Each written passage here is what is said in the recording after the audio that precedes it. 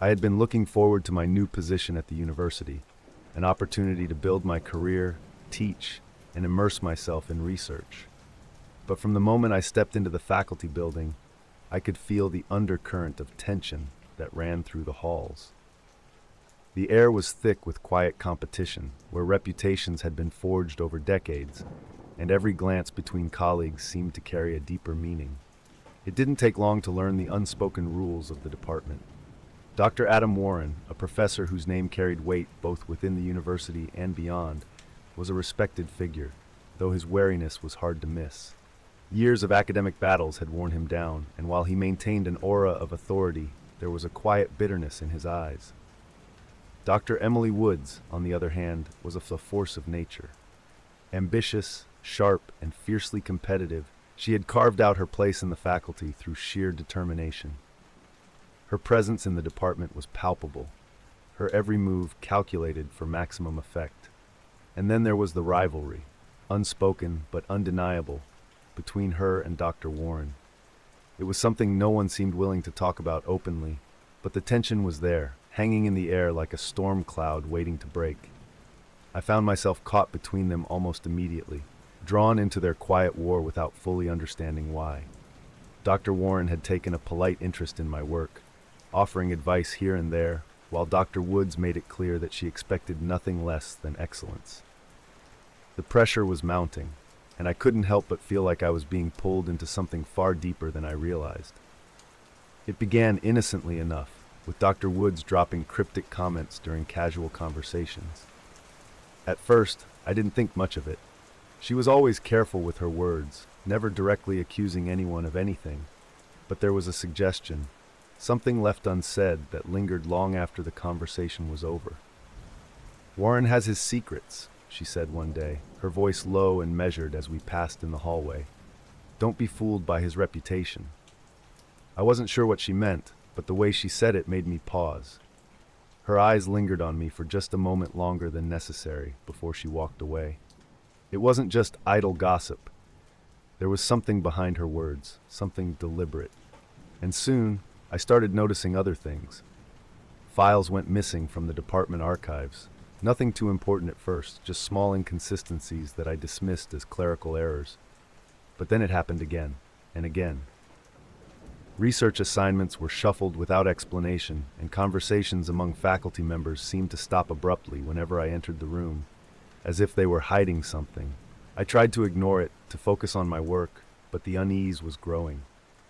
The hints Dr. Woods had dropped stayed with me, and I couldn't shake the feeling that something was going on behind the scenes. Something that involved both her and Dr. Warren. One evening, as I was leaving my office late, I heard voices down the hall. I slowed my pace, recognizing the deep tone of Dr. Warren and the sharper, clipped voice of Dr. Woods. They were arguing, their voices rising with each passing second. "You think I don't know what you did?" Dr. Woods' voice was sharp, filled with barely contained anger. "You think no one remembers? It's been years, but I haven't forgotten. Neither have others." Dr. Warren's response was quiet, but no less intense. "You don't know what you're talking about, Emily. Let it go. It's over." "Is it?" Woods snapped. "Because I don't think it ever really ended. Not for the student involved, and not for you." The words hit me like a shock. A student? I strained to hear more, but the conversation ended abruptly, the hallway falling into silence. I stood frozen for a moment, trying to make sense of what I had just overheard. The scandal Woods had hinted at. Could it have been about a student? And why had it been buried for so long? I hurried out of the building, my mind racing. Whatever had happened between Dr. Woods and Dr. Warren wasn't just an old academic rivalry. It was something much more serious. The next day, the news hit the department like a bomb.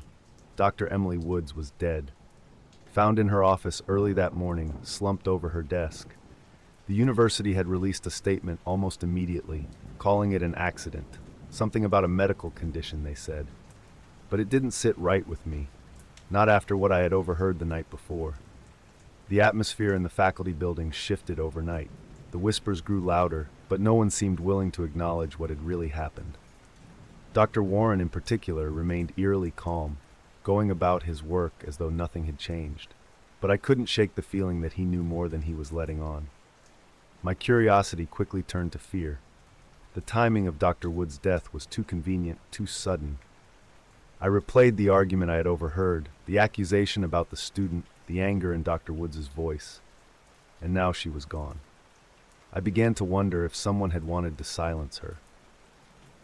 Dr. Wood's death left an unmistakable void in the faculty, but it also created a ripple of fear that I could feel in every interaction, every conversation that stopped short when I entered the room. Her passing was officially ruled an accident, and the university wasted no time in making that conclusion public. But I couldn't accept it, not after what I had overheard, and certainly not after witnessing the tension between her and Dr. Warren. I decided to dig deeper, even though every instinct told me to stay out of it. There was something unsettling about the faculty building in the days following her death. The silence was heavy, as if the walls themselves were holding on to secrets too dangerous to reveal. Files I had once seen in the archives were suddenly inaccessible. Research assignments shuffled again without explanation. It felt as though the university was moving quickly to cover its tracks. As I searched for answers, I found that information about the student Dr. Woods had mentioned was scarce, almost as if it had been deliberately erased. But small fragments remained, old faculty records, student files that hadn't been completely scrubbed. And the deeper I looked, the more I realized that this wasn't just about Dr. Warren. It became clear that there had been a scandal years ago, one that involved several prominent faculty members. Students had been taken advantage of, their academic futures used as leverage in a web of manipulation and exploitation. Dr. Warren's name came up repeatedly in these old records, as did those of other senior faculty members who had long since moved on to other institutions, or disappeared from public life altogether. I began piecing together the fragments of the scandal, each discovery pulling me deeper into the faculty's dark past. Dr. Woods had known about it, and it became obvious to me that she had been trying to expose it in her own way. But before she could, she was silenced. One evening, as I was poring over the few remaining documents I had managed to uncover, Dr. Warren appeared at my office door. He didn't knock. He simply stood there, his presence filling the small space with an oppressive tension. "You should stop digging, Claire," he said, his voice low but firm. "Some things are better left buried." My heart raced as I stared at him, unsure of how much he knew about what I had found. But his expression gave nothing away, just a calm, quiet warning. "The university has a long history," he continued. "A history full of mistakes, yes, but also full of people who learned when to stop pushing. I suggest you do the same." I wanted to respond, to challenge him, but the words caught in my throat. I could feel the weight of the faculty's power structure pressing down on me. Dr. Warren's warning wasn't just about the past, it was about my future. And in that moment, I realized how much danger I was in. Dr. Warren's warning left me shaken, but it also solidified my resolve. I couldn't stop now. The more I uncovered, the more I realized that this wasn't just about him. This was about an entire system built on secrets and corruption.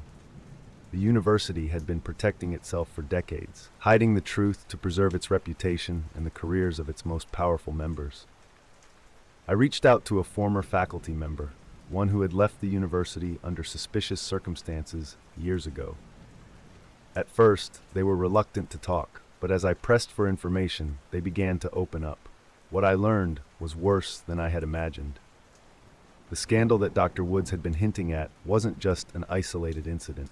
It was part of a larger pattern of abuse and exploitation that had been going on for years. Students had been targeted, used as pawns in academic rivalries, manipulated into situations that benefited certain professors, all while their futures were held hostage. Those who tried to speak out were silenced, their reputations destroyed, or worse. The former faculty member explained that Dr. Warren had been involved, but he wasn't the only one.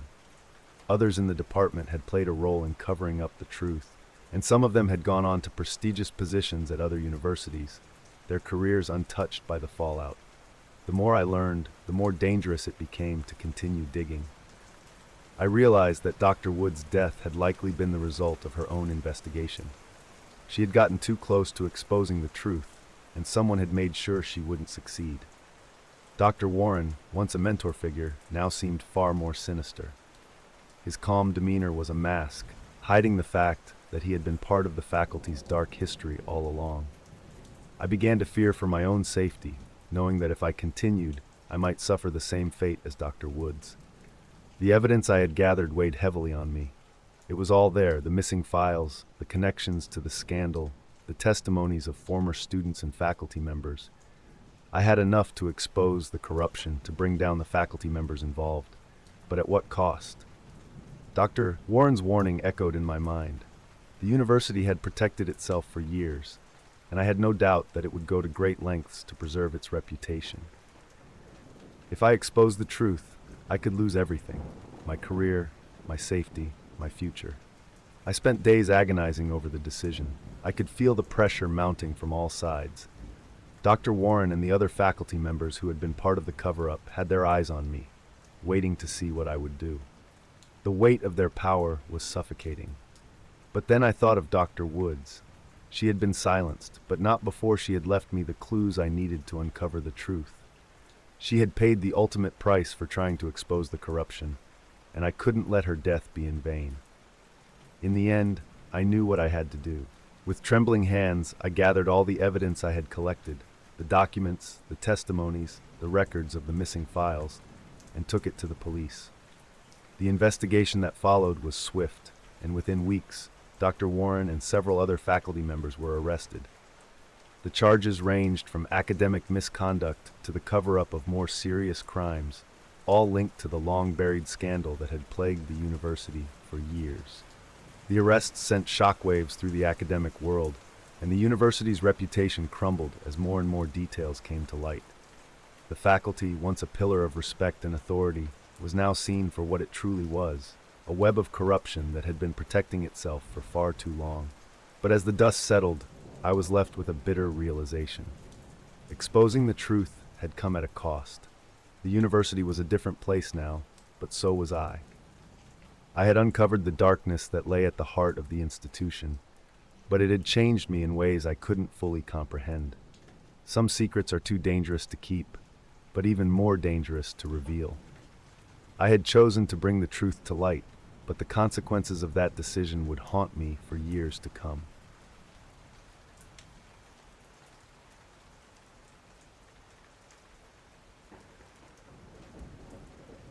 We arrived at the Airbnb just as the sun began its descent behind the thick woods surrounding the house.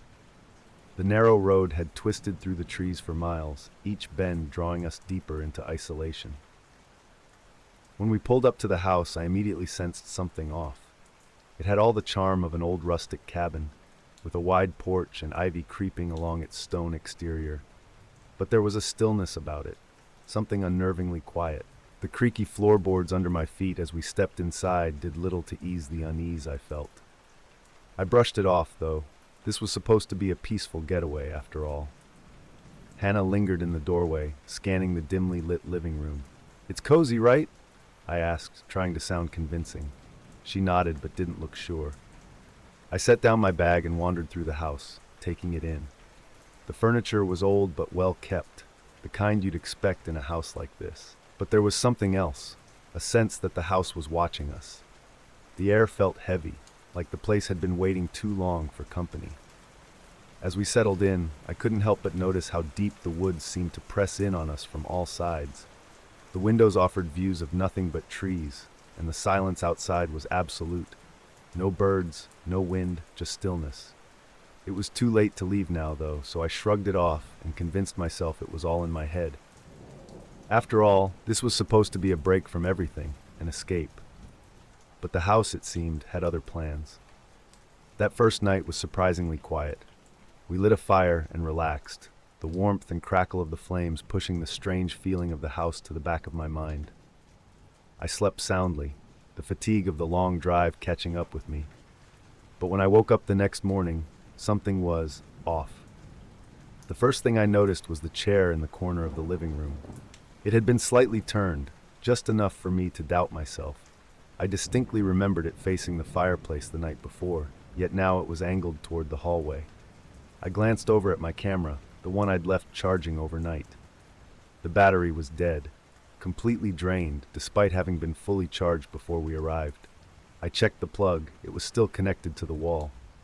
Hannah stood in the doorway, rubbing her arms. "It feels cold in here," she muttered. I tried to shake it off. "Old houses always have quirks," I told her. But as we moved around the house, we both noticed something else, the door at the end of the hallway. It was locked, and I could have sworn it wasn't mentioned in the listing. I didn't mention it to Hannah. There was no need to fuel her unease, but I made a mental note to ask the host about it later. I shot a message to the host that afternoon. A quick, casual question about the locked door and the odd occurrences, framing it in a way that wouldn't seem too concerned.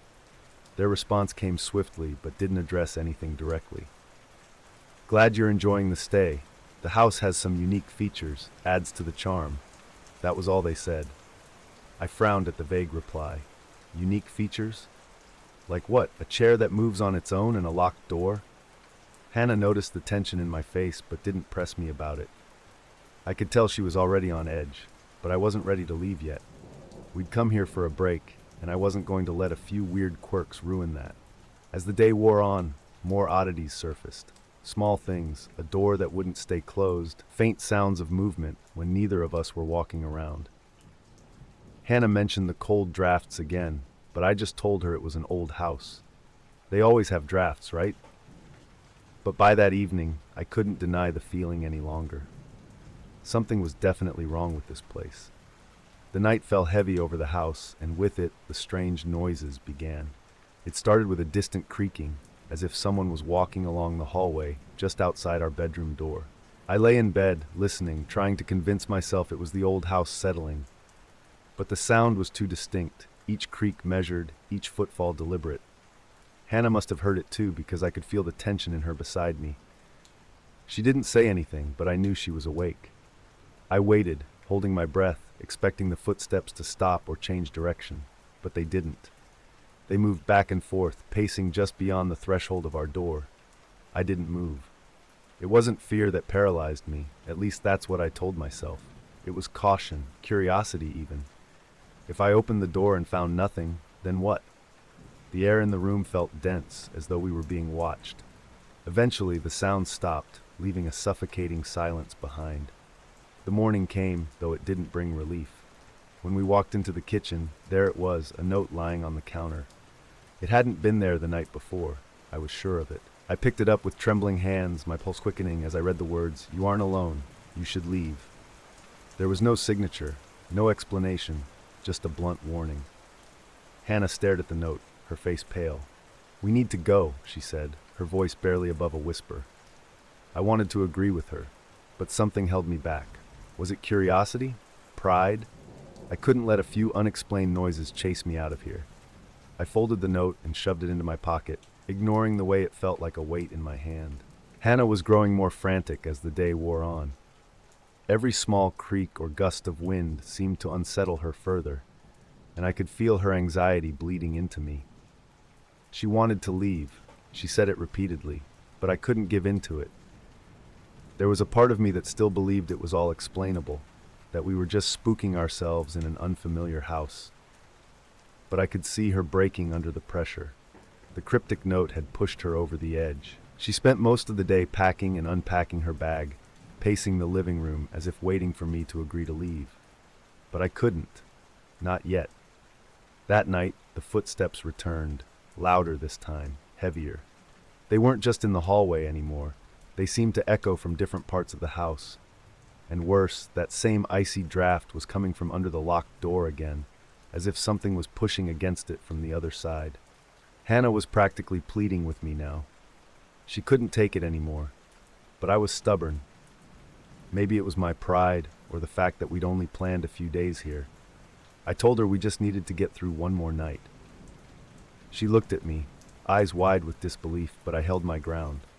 That decision, staying, would be a mistake. I couldn't take it anymore. The door at the end of the hallway had become an obsession, its presence looming larger with each passing day. The footsteps, the draft, the note, it all seemed to point toward that door.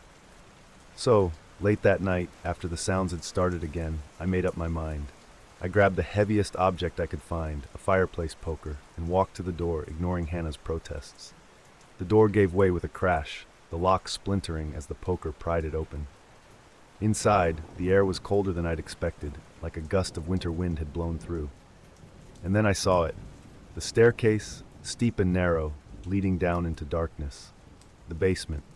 Hannah stayed at the top, her voice trembling as she called my name, but I was already descending. I had to see what was down there, what had been locked away. The basement was cluttered, shelves filled with boxes, old suitcases, and worse, personal belongings that didn't belong to us. Among the mess, I found a suitcase with a recent airline tag from just a month ago. I stared at it, my stomach tightening with dread. This place wasn't just an Airbnb, it was something else. Suddenly, the oppressive weight of the house pressed down on me harder than ever before. When I climbed back upstairs, Hannah was pacing frantically. I showed her what I found, the suitcase, the belongings, all of it. She didn't need any more convincing, she was ready to leave. And finally, so was I. Whatever was going on here, it was time to get out. We started packing in a hurry, grabbing only the essentials. But just as I threw the last of my things into my bag, my phone buzzed. A message from the host. I almost didn't want to read it, but curiosity got the better of me. You should have stayed out of the basement. The words chilled me. How did they know? Were they watching us? My stomach dropped as the power cut out, plunging us into darkness.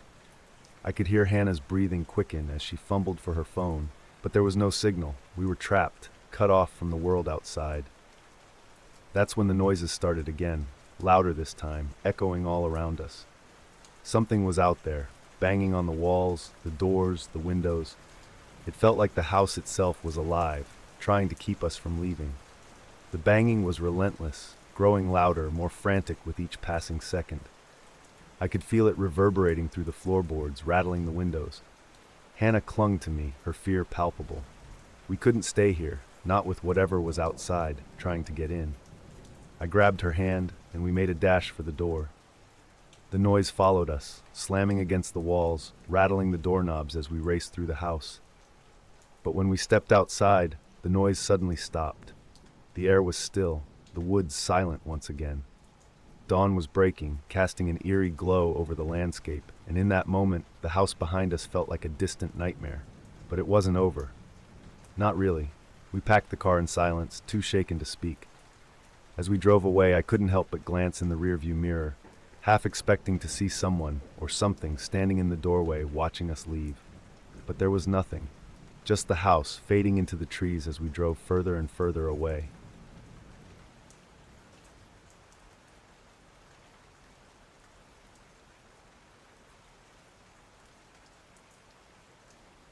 I knew the trails. The forest had always been a place of solitude for me, a place to escape the mundane chaos of everyday life. With each step I took, the crunch of leaves beneath my boots felt familiar, grounding. The tall trees arched above like guardians, their branches swaying gently in the breeze. Sarah, though, was different. I saw her ahead, staring at a map, her eyes darting around like a newcomer. She seemed eager, though unsure of the path. I watched as she fumbled with her compass, her movements betraying her inexperience. I approached her casually, offering directions without much thought. She thanked me, a smile stretching across her face, but I could sense the nervous energy behind it. She was here for adventure, something to prove to herself, I guessed. After a brief conversation, we parted ways. I continued on the familiar trail, she on her own. The forest was quiet, almost too quiet, but I didn't think much of it at first. This was my place, my sanctuary. I had no reason to doubt it. It wasn't long after I left Sarah that I started hearing things. At first, it was just the occasional snap of a twig, the rustle of leaves, things easily explained away. But there was something off about it. The sounds weren't scattered. They were deliberate, methodical, as if something was mimicking the natural noises of the forest. I stopped more than once, scanning the trees, but saw nothing. Farther down the trail, I saw him, a figure standing just beyond the tree line, obscured by shadow. He didn't move, didn't make a sound. For a moment, I thought it was my mind playing tricks on me. I blinked, and he was gone. Sarah, I imagined, was somewhere further in, probably still trying to find her way. Maybe she had seen him too. Maybe she was starting to feel what I was feeling, a subtle, creeping unease. The forest didn't feel the same. The deeper I went, the more unfamiliar things became. Paths that I should have known by heart suddenly seemed foreign. Trees I'd passed countless times looked different in the fading daylight, casting strange, elongated shadows across the ground. I paused, trying to recalibrate, but nothing looked right. My confidence started to slip. Sarah, wherever she was, must have been feeling the same disorientation.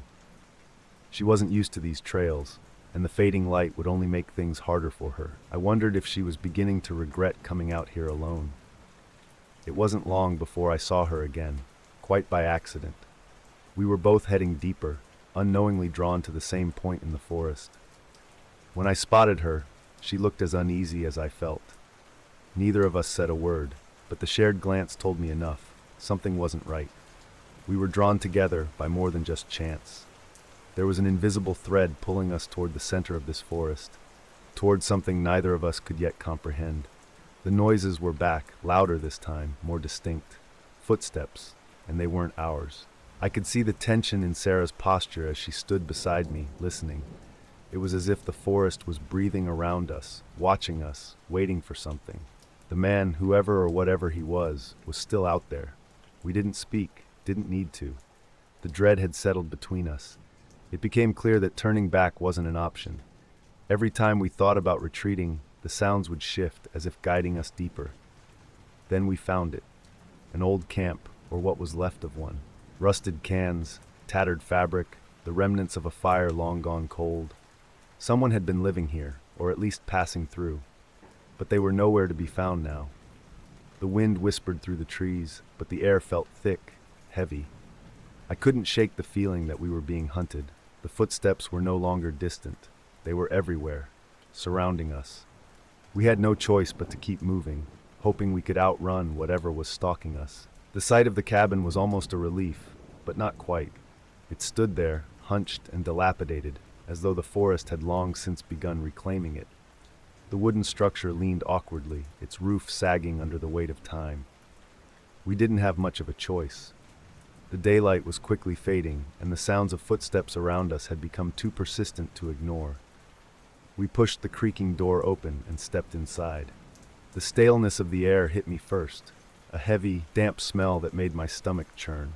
There were clear signs of recent activity, clothes tossed on a makeshift bed, a half-eaten meal on a dusty table, a knife embedded in a wooden block near the corner. Whoever had been staying here wasn't far. We didn't speak. We didn't need to.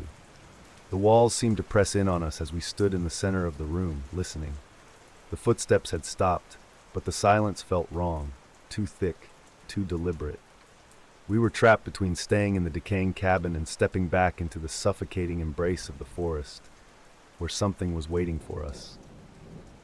I scanned the room again, trying to make sense of what was happening.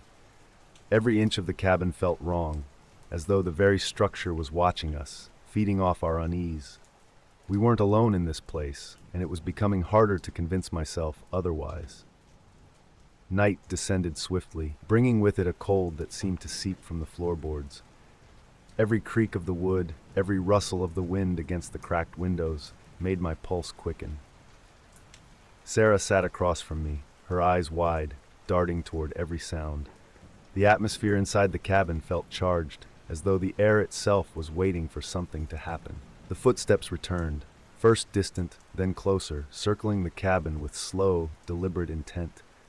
There was no mistaking it now. We were being watched. I felt it in every nerve, the way the hairs on the back of my neck stood up. Each time the steps paused, I imagined someone just outside, their breath fogging up the glass of the windows as they peered inside. But no one ever knocked. No one ever entered. Sleep was out of the question. We sat there, barely breathing, waiting for something, anything to happen. The cabin groaned under the weight of our fear, every small sound amplified in the thick, oppressive silence of the forest. By the time the first light of dawn began to creep through the cracks in the walls, I wasn't sure if we had survived the night or merely endured it. With the sun finally rising, the forest seemed almost peaceful again. Almost. We left the cabin as quickly as we could, the feeling of being watched still lingering like a shadow over our shoulders. The forest was no longer the familiar place I thought I knew. Every step felt heavy, as if the very ground beneath us was reluctant to let us leave. We found the main trail after what felt like hours. Relief should have washed over me, but it didn't. The unease clung to me like a second skin. I couldn't shake the feeling that we had been followed. That whatever had been watching us hadn't finished its game. It wasn't until we were back at the edge of the forest that Sarah stopped suddenly, her face pale.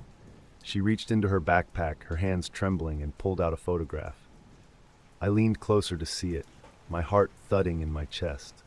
It was a picture of Sarah, taken somewhere deep in the woods.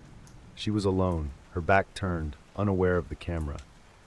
The image was grainy, but there was no mistaking it. Someone had been watching her long before we even realized it. I looked around, scanning the tree line one last time. The forest loomed behind us, silent and still, as if it had never held the horrors of the night before. But I knew better. We both did. The realization settled in slowly, cold and unshakable. We hadn't escaped. Whoever had been watching us was still out there, and they had been closer than we ever thought.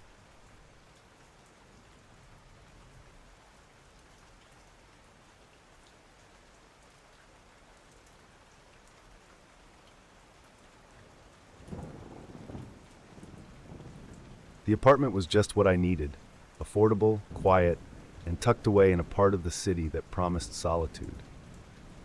I'd been living alone for a while, used to the silence and the predictable rhythm of my days, but the rent had become too much for one person, and with my previous roommate gone, I didn't have a choice but to find someone to fill the space. I hated the idea of sharing my living quarters again, but financially it made sense. Jordan was the last person I interviewed, and frankly, he seemed the least troublesome. He was polite, soft-spoken, and appeared respectful of boundaries, a quality I valued more than anything. I couldn't deal with the overly social type, someone constantly invading my space. Jordan wasn't like that. From the moment he moved in, he was quiet, kept to himself, and barely made a sound. The first few days went smoothly. We exchanged the occasional pleasantries, but nothing beyond that. He stayed in his room most of the time, and I was content to do the same. It was the kind of arrangement I'd hoped for, a roommate who acted more like a ghost, leaving me to my thoughts and my work. But there was something about Jordan, something subtle, that I couldn't put my finger on. It wasn't anything obvious, more of a quiet presence that seemed to hang in the air whenever he was around. At first, I wrote it off as nerves. Adjusting to someone new in the apartment was bound to feel strange after living alone for so long. Still, the unease lingered at the edges of my awareness, like a faint shadow that I couldn't quite shake. It began with small, almost imperceptible changes, things so insignificant that I dismissed them without a second thought. A pen missing from the desk, a glass out of place, a book that I swore I had left on the coffee table, but found on the kitchen counter instead. I chalked it up to my own absent-mindedness. After all, it was easy to misplace things in the chaos of daily life, right? And I had a tendency to get lost in my work, sometimes forgetting where I put things down. But then it happened again, and again. Little items seemed to vanish and reappear, often in spots where I wouldn't have placed them. My phone charger went missing for a whole day, only to turn up in my bedroom drawer, a place I would never think to store it. Socks disappeared from the laundry. My keys, which I always left in a bowl by the door, showed up inside a kitchen cabinet. I started paying more attention, quietly cataloging the movements of my belongings. Every time something shifted, I found myself questioning whether it was my fault. Maybe I was just tired, distracted. But no matter how many times I tried to convince myself of that, the growing sense of being watched gnawed at me. The apartment, which had once been a place of refuge, began to feel different. I couldn't put a name to it yet, but something had changed. Jordan's behavior didn't help. At first, he was just a quiet guy keeping to himself, but soon his moods became unpredictable. Sometimes he was overly friendly, striking up random conversations in the kitchen as if we were old friends. Other times, he wouldn't say a word for days, barely acknowledging my presence as he came and went. I would hear him moving around at odd hours, sometimes late into the night, and I couldn't help but wonder what he was up to. It wasn't until I started hearing the voices that I began to feel genuinely unsettled. The first night I heard him talking, I assumed he had someone over. His door was closed, but I could hear a low murmur through the thin walls. It wasn't loud enough to make out words, but the steady rhythm of conversation was unmistakable. I hadn't seen anyone else enter the apartment, but I figured I must have missed them. It wasn't my business anyway. But then the same thing happened the next night, and the next. Each time I'd listen more carefully, trying to make out the words, but they remained just out of reach. I began to realize that no one else was ever there. Jordan was talking to himself, or at least that's what I wanted to believe. It was unnerving, hearing those conversations that had no apparent audience. Sometimes the tone would shift, his voice growing agitated, the pacing of his words faster, sharper. Other times it would drop to an almost soothing cadence, like he was comforting someone. But there was never anyone else. The longer this went on, the more unsettled I became. I started double-checking the locks before bed, making sure every window was secure. My nerves were on edge, and it didn't help that the strange disappearances around the apartment continued. One day I noticed my watch missing, only to find it later beneath my bed, covered in dust. Then a photo frame from my living room was found in the bathroom, its glass cracked. Jordan began bringing things into the apartment too, items that seemed out of place and added to the growing sense of wrongness. A rusted chain, a broken picture frame, an old shoe. Each time I saw these things, my discomfort deepened. When I asked him about it casually, he brushed it off with a shrug, never offering an explanation. It left me with more questions than answers. It was when I lost my coat that everything changed. It wasn't just a misplaced item this time. I had searched the entire apartment, certain I had left it on the hook by the door. Days passed, and still it didn't turn up. I retraced my steps, growing frustrated, but that's when I made the discovery. While rummaging through my closet for the 5th time, I noticed something strange. One of the floorboards seemed loose, the edge sticking up just slightly. I hesitated for a moment before kneeling down, my fingers prying at the edge until the board came free. What I found underneath made my heart race. There, in a shallow space beneath the floor, were several of my missing belongings.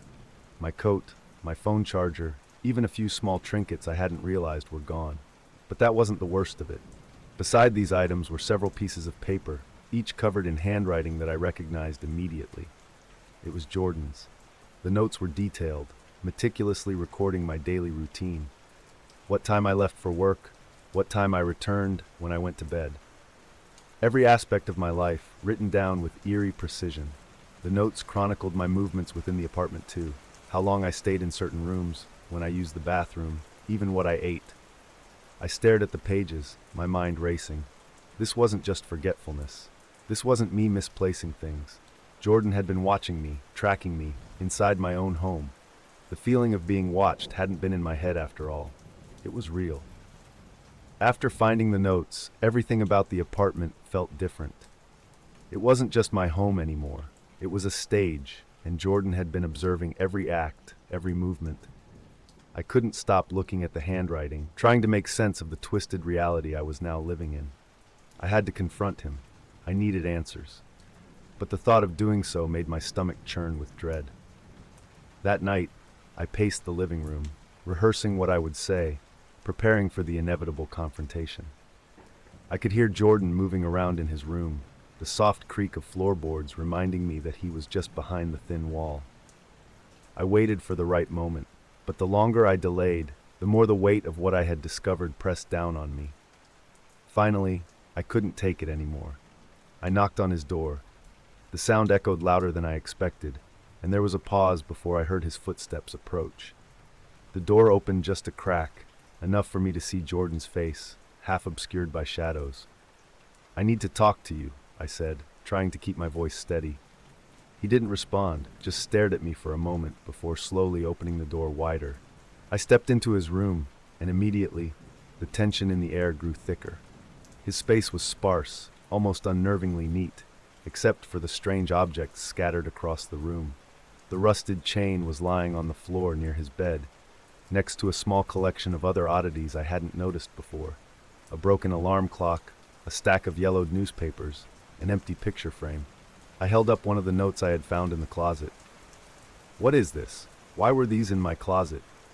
Jordan's expression remained blank, his eyes flicking down to the paper for just a moment before meeting mine again. I don't know what you're talking about. I felt my frustration rising, the fear mixing with anger. You don't know. This is your handwriting, Jordan. You've been writing down everything I do, watching me, taking my things. My voice wavered despite my best efforts to stay calm. He didn't answer right away. His gaze drifted around the room like he was searching for something else to focus on. Then, in the most casual tone, he said, "It's nothing. You're making too much of it." The dismissal hit me like a slap. My hands clenched around the papers. Too much of it? You've been spying on me. How long has this been going on? Jordan finally looked at me, his face a mask of indifference. It's nothing. Just forget it. I could feel the walls closing in around me, the air in the room becoming stifling. I wanted to scream at him, to demand real answers, but something about his calmness made me hesitate. There was a void in his eyes, something cold and detached, and it stopped me from pushing further. After a long, tense silence, I turned and left the room. The door closed softly behind me, but the feeling of being trapped stayed with me. I had confronted him, but I was no closer to understanding what was happening. And now the atmosphere in the apartment was worse than ever. That night, sleep eluded me. Every noise in the apartment seemed amplified, the creak of the walls, the distant hum of traffic outside, the sound of my own breathing. I locked my bedroom door, something I hadn't done before, but the thin barrier between me and the rest of the apartment felt woefully inadequate. I lay in bed, my mind racing through everything that had happened. The notes, the missing items, Jordan's eerie detachment. None of it made sense, and yet it was all too real. I told myself I was overreacting, that there was no immediate danger, but the logic felt hollow in the dead of night. It was well past midnight when I finally began to drift off, the weight of exhaustion pulling me towards sleep. But just as I was slipping into unconsciousness, a sound snapped me back awake. A soft creak, barely audible but unmistakable. It came from the hallway outside my door. My heart pounded in my chest as I strained to listen. The apartment was silent again, but I could feel it, that presence. The one that had been watching me all along. I tried to convince myself it was nothing, but the hairs on the back of my neck stood up, a primal instinct warning me that I wasn't alone. Then I heard it. A soft rustling sound, followed by the faintest whisper of movement. My breath caught in my throat. Slowly, I turned my head toward the foot of the bed. Jordan was standing there. In the dim light filtering through the blinds, I could just make out his figure, tall, still, and unnervingly calm. He was watching me. His eyes locked onto mine, expressionless, as if he had been standing there for hours. I couldn't move. I couldn't speak. All I could do was stare back, frozen in fear. For what felt like an eternity, we remained like that, neither of us making a sound. My mind screamed at me to do something, anything, but my body refused to respond. Jordan didn't move either. He just stood there, his presence suffocating, his silence more terrifying than any words could have been. Then, without a word, he turned and walked out of the room, his footsteps impossibly quiet. The door clicked shut behind him, and I was left alone in the darkness, my heart racing, my mind reeling. I didn't sleep for the rest of the night. By morning, Jordan was gone. I checked his room, hoping to find some sign of where he had gone, but it was empty. The bed was neatly made, his belongings still scattered around the room as if he had just stepped out for a moment. But I knew he wasn't coming back. Something had changed that night. Whatever had kept him here was now gone, leaving only the lingering tension that seemed to permeate the apartment. For the first few days, I couldn't shake the feeling that he might return. Every time I heard the door creak or a floorboard shift, I found myself tensing, waiting for Jordan to step back through the door. But as the days turned into weeks, the silence became a constant presence, and I slowly began to accept that he was gone for good. Still, the apartment didn't feel the same. It felt empty in a way that made my skin crawl, as though the walls themselves were holding on to the memory of his presence. The strange objects he had brought into the apartment remained, gathering dust in the corners of his room, a silent reminder of the unease he had left behind. I should have felt relieved, but instead I felt more trapped than ever. The weight of what had happened, the unanswered questions, the creeping sense that I had been living with someone far more dangerous than I realized. It all stayed with me, gnawing at the edges of my sanity. Weeks passed before I stumbled across the article. I wasn't looking for it, but there it was, buried in the back pages of a local newspaper. The headline was simple: "Suspect sought in series of burglaries and stalking incidents." My eyes skimmed the article, not expecting anything of note, until I saw the description. The words jumped out at me. A man in his late 20s, average height, with dark hair, last seen moving into apartments under the guise of a roommate. He would live with his victims, watching them, stealing from them, and in some cases assaulting them before disappearing without a trace. The description matched Jordan perfectly. I read the article again, my mind struggling to process the information. The details were all there: the strange behavior, the missing items, the stalking. Jordan hadn't just been a troubled roommate. He had been planning something far worse. The article ended with a chilling line: "The suspect is still at large."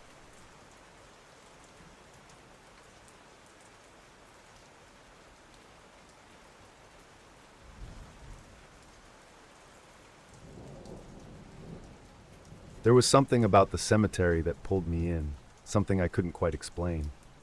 It sat at the edge of town, quiet and secluded, a place most people seemed to avoid. But for reasons I couldn't understand, I found myself visiting more and more often. Maybe it was the peace I felt walking through the rows of old stones, the wind whispering through the trees, the way the world seemed to fall away as soon as I stepped through the rusted gates. I had only moved to this town recently, trying to start over, and the cemetery quickly became a place of solace. But it wasn't just the stillness that drew me, it was something else, something I didn't even realize at first. My eyes would always drift to the same grave, nestled beneath an old oak tree. Unlike the others, this one seemed different. Every time I passed by, fresh flowers were placed carefully on the grave.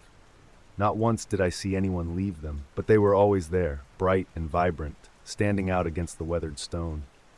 It didn't matter if it was raining, if the ground was frozen, or if the wind howled through the branches. The flowers were always fresh, as though untouched by time. I started to wonder who they were for, and why I couldn't seem to shake the feeling that I was somehow connected to this place, to this grave. One day, my curiosity got the best of me. The fresh flowers had become too much to ignore, their presence gnawing at the edges of my thoughts. I found Ben, the cemetery's groundskeeper, tending to some overgrown weeds near the entrance. He was an older man, with leathery skin and eyes that seemed to have seen too much of the world. He wasn't the type to speak much, always keeping to himself, his presence as quiet as the cemetery itself. "Do you know who keeps leaving flowers on that grave?" I asked him, hoping for some small explanation. Ben didn't look up from his work, his hands moving methodically as he pulled weeds from the soil. "I wouldn't worry about it," he said, his voice low and gravelly. "Some things are best left alone." That was it. No further explanation, no real answers, just the vague, unsettling sense that he knew more than he was letting on. I wanted to press him, to ask again, but something in his tone stopped me. Ben's words lingered with me, even as I walked away. His dismissal only fueled my curiosity. Who was the man buried there? And why did Ben act as though there was more to the story than he was willing to share? Determined to find answers, I began researching the man whose grave I had become so drawn to. The headstone was simple, weathered by years of exposure, the name barely visible beneath the moss creeping over the stone. I had to scrub it away to reveal the name: Samuel O'Connor. Beneath his name, the date of his death was listed, though no epitaph or message adorned the stone. It didn't take long to find out more about Samuel. He had disappeared from the town decades ago, under circumstances that were never fully explained. The town archives held fragments of information, an official report of his disappearance, followed by a search that had lasted weeks but turned up nothing. There were rumors, of course, small town whispers of something darker, something the authorities never publicly addressed. The case had gone cold, and eventually, Samuel's name had been forgotten, except by someone. Someone who continued to leave flowers at his grave, even after all these years. The more I uncovered, the more unsettled I became. It wasn't just the mystery of Samuel's disappearance that bothered me. It was the feeling that I was being watched every time I visited the cemetery. It started as a vague sense of unease, the kind of instinct you can't quite explain. But soon it grew stronger, more tangible. Every rustle of the leaves, every creak of the old gate, seemed to be telling me that I wasn't alone. One evening, just as the sun began to dip below the horizon, I passed by the cemetery again, as I often did. The wind was colder that day, biting at my skin as I walked along the path. As I approached Samuel's grave, I stopped in my tracks. There was someone standing there. A figure, silhouetted against the dim light, stood still by the grave, their back turned to me. For a moment, I thought it must be Ben, the groundskeeper, but something about the figure didn't match. They were taller, thinner. My heart raced and I took a step forward, calling out. But before I could get close enough to see clearly, the figure vanished. They didn't walk away, they didn't run. They were simply gone, as if the wind had carried them off into the night. I stood there, frozen, my breath catching in my throat. The only thing left behind was another fresh bouquet of flowers, placed delicately on the grave. I looked around, hoping to catch some sign of the figure, some trace that I wasn't imagining things. But the cemetery was empty, the silence pressing down on me like a weight. Had I really seen someone, or had my obsession with the grave begun to play tricks on my mind? My mind wouldn't let it go. The figure I had seen or thought I had seen plagued my thoughts, casting a shadow over every visit I made to the cemetery. I told myself it could have been anyone, maybe even a trick of the fading light, but deep down I knew better. Someone had been there. Someone had left those flowers. But who and why? I needed answers. I couldn't stop thinking about the way Ben had dismissed my questions, the way he had urged me to leave the matter alone. It only made me more certain that he was hiding something. Maybe the person at the grave wasn't just a passing visitor. Maybe they had been coming for years, just like Ben. Or maybe there was something darker at play, something that tied Ben to Samuel's disappearance. The only way to find out was to see for myself. One evening, as the sky turned from twilight to deep blue, I made my decision. I would stay late at the cemetery, hidden among the shadows, and wait by Samuel's grave. Whoever had been leaving the flowers, whoever had been watching, would come back. And this time, I would be ready. I arrived at the cemetery just before dusk, taking my usual path past the rows of gravestones, my footsteps soft on the grass. The cold air bit at my skin as I made my way toward Samuel's grave, the large oak tree looming over it like a sentinel. I found a spot nearby, hidden behind a crumbling stone wall, where I could see the grave without being seen myself. As the night deepened, the cemetery grew unnervingly silent. The only sound was the occasional rustle of leaves in the breeze, the branches swaying overhead.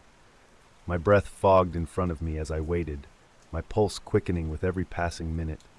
And then, just after midnight, I heard it.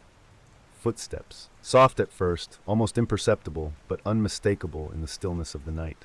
I held my breath, my heart hammering in my chest, as I peeked around the edge of the wall. There, moving slowly toward the grave, was a figure, but this time I could see clearly. It was Ben. I watched as he approached Samuel's grave, a bouquet of fresh flowers clutched in his hand. He knelt down, placing them gently at the foot of the headstone, his movements slow and deliberate. His lips moved, but I couldn't hear the words. He was whispering something, his head bowed. I waited until he stood, until he turned to leave before stepping out from my hiding place. My voice cut through the night, sharp and accusing. Ben, he froze. The air between us felt heavy, like the entire cemetery was holding its breath. "Why are you leaving flowers on this grave?" I asked, my voice trembling despite my efforts to stay calm. "What aren't you telling me?" Ben turned slowly, his face pale in the moonlight. For a moment he said nothing, just stared at me with an expression I couldn't read. Then, with a heavy sigh, he spoke. "It's my brother's grave," Ben said, his voice low and rough. His words hung in the cold air, sinking into the silence that surrounded us. Samuel O'Connor, my brother. I hadn't expected that. The name on the gravestone, the man who had vanished decades ago, it was Ben's brother. I stared at him, trying to piece together the fragments of the story that I knew, the unanswered questions that had haunted this town for years. But there was something about Ben's confession that didn't sit right. Why had he never mentioned this before? Why had he acted as if the flowers were someone else's doing? "I've been leaving flowers on his grave ever since they buried him," Ben continued, his voice softening, as if the weight of his words were too much to bear. "He disappeared a long time ago. No one ever figured out what happened to him. But I've never stopped hoping for answers. Closure. Something." His gaze dropped to the ground, and for the first time I saw the pain etched into his face, the years of grief he had carried with him. He looked older now, more fragile, as if the years of tending to the cemetery had worn him down to his core. "But why didn't you tell me?" I asked, my voice a whisper. "Why didn't you say anything before?" Ben's eyes flicked back up to meet mine, and for a moment I saw something flicker in his expression, something I couldn't quite place. "I didn't think it mattered," he said, shaking his head slowly. "No one else has ever visited his grave, no one but me. And I don't expect anyone to care." I wanted to believe him. But something about his words, the way he had dismissed my earlier questions, still didn't add up. He seemed so certain that no one else had been visiting the grave, but I had seen someone. Or had I? The memory of that figure, vanishing into the night, still haunted me. And then, there was the way Ben had acted as if he wasn't the one leaving the flowers. It was like he had been waiting for someone else, or maybe he had been hoping for it. Even after Ben's confession, the unease didn't go away. If anything, it grew stronger. The cemetery, once a place of quiet reflection, now felt oppressive. Each visit weighed heavier on me, as though the very air was thick with unanswered questions. I couldn't shake the feeling that I was being watched. The flowers kept appearing on Samuel's grave, just as they always had, but now I knew it was Ben. Or at least that's what I told myself. But every time I passed by, I couldn't help but glance over my shoulder, half expecting to see that figure again, standing in the shadows. I tried to convince myself that Ben's explanation made sense. It was his brother's grave, after all. Of course, he would leave flowers there. But why had he acted so secretive? Why had he pretended that he didn't know about the flowers when I first asked? And then there was the other figure, the one I had seen that night, the one that had disappeared before my eyes. I hadn't imagined it. I couldn't have. I went back to the cemetery again and again, hoping for some kind of clarity, but the feeling of being watched only grew stronger. Every rustle of leaves, every creak of the old cemetery gate made my heart race. I began to wonder if the mystery surrounding Samuel's disappearance was deeper than I had first realized. If maybe Ben wasn't telling me everything. The more I thought about it, the more I began to question whether Ben had been the only one leaving flowers after all.